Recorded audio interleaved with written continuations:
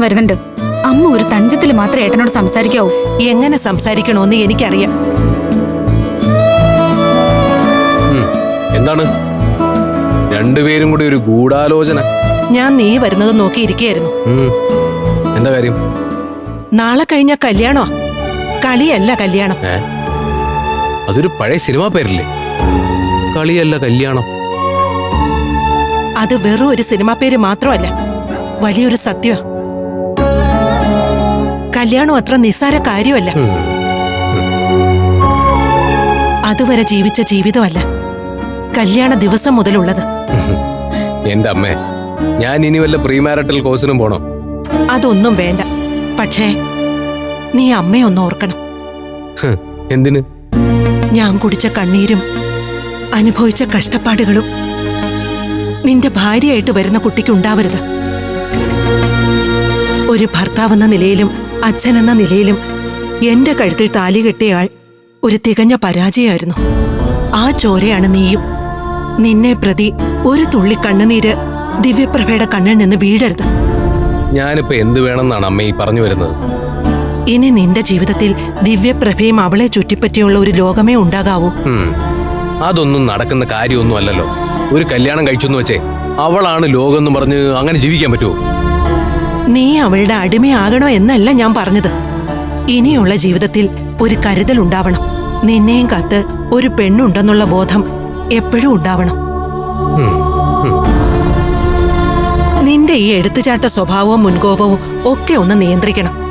ആവശ്യമില്ലാത്ത പ്രശ്നങ്ങളിലോ കുഴപ്പങ്ങളിലോ നീ ചെന്ന് ചാടരുത്. മതി മതി മതി മതി മതി, സമ്മതിച്ചു. ഇനി മുതല് ഞാൻ സൂക്ഷിച്ചും കണ്ടും ഒക്കെ ജീവിച്ചോളാം. എനിക്ക് നല്ല വിശപ്പുണ്ട്. അമ്മ കഴിക്കാൻ എന്തെങ്കിലും എടുത്തു വയ്ക്ക്, ഞാൻ അത് മാറ്റിയിട്ട് പോരാ.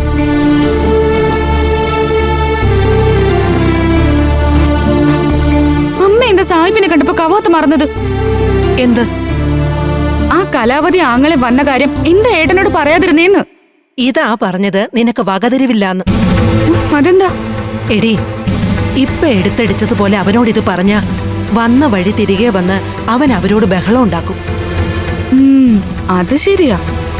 ആണുങ്ങളോട് മറച്ചു പിടിക്കേണ്ടതിനെ മറച്ചു പിടിച്ചേ പറ്റൂ. പറയേണ്ടതേ പറയാവൂ. അപ്പൊ കലാവതി വന്നതും പറഞ്ഞതും ഒക്കെ ഏട്ടനോട് പറയേണ്ടെന്നാണോ? അത് നിന്റെ ഏട്ടനോടല്ല പറയേണ്ടത്. പിന്നെ അത് പറയേണ്ടത് വേറൊരാളോടാ. കല്യാണത്തിനി ദിവസങ്ങൾ തികച്ചില്ല. ഈ അവസാന നിമിഷത്തില് അംബികയോട് ഒറ്റ കാര്യം എനിക്ക് ചോദിക്കാനുള്ളൂ. എന്താ? കല്യാണ മുഹൂർത്തത്തിന് മുന്നേ അമൃതയുടെ അനിയത്തിമാരെ അവിടുന്ന് പറഞ്ഞുവിടാൻ പറ്റുമോ അംബികയ്ക്ക്?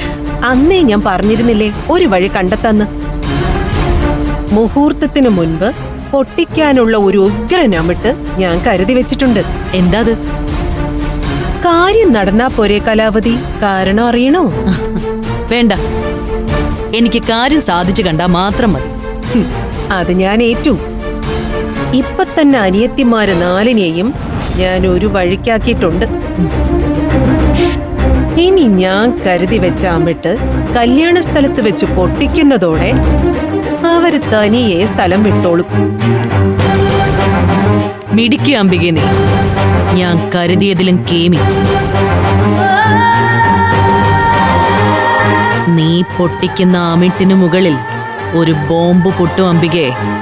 നിന്റെ മകൻ കെട്ടുതാലിയുമായിട്ട് ഇറങ്ങി ഓടും.